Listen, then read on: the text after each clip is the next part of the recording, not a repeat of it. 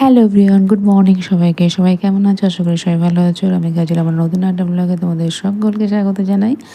তো সকালবেলা ঘুম থেকে উঠে সব গৃহিণী যেটা প্রথম কাজ সেটা হচ্ছে পরিপাটি করে বিছানাটা গোছানো। কিন্তু আমার ক্ষেত্রে সেটা হয় না, কারণ সকালবেলা ছেলেকে স্কুলে পাঠানো, তারপর বরের টিফিন দেওয়া, বরকে খেতে দেওয়া, এই সমস্ত কাজ করতে করতে অনেকটা সময় চলে যায়, যার জন্য আমি বিছানাটা পরেই গুছাই। তো আজকে টিফিনে রান্না করেছিলাম হচ্ছে আলু ভাজা আর রুটি। তো আলুটা আমি এখন ভেজে নিচ্ছি আর পরে রুটিটা করে নেবো। আর আজকে কিন্তু আমার রুটিগুলো খুব সুন্দর ফুলেছিল। এমনিতে রুটি আমার ভালোই ফোলে, কিন্তু যখনই ভিডিও আমি করতে চাই আমি জানি না কেন রুটি একদম ফোলে না। কিন্তু আজকে লাকিলি রুটিগুলো খুব ভালো ফুলেছিল। আর বরকে রুটি আর আলু ভাজা টিফিনে দিয়েছিলাম, আর আমিও টিফিনে খেয়ে নিয়েছিলাম রুটি আলু ভাজা আর চা।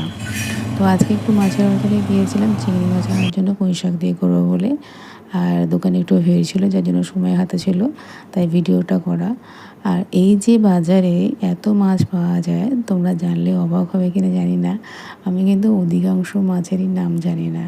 কারণ একটাই যে আমি অধিকাংশ মাছই খাই না, যেমন শোল, ল্যাটা, বোয়াল, শাল, তারপরে কই, মাগুর, শিঙি, এ সমস্ত যা বলে শেষ করা যাবে না।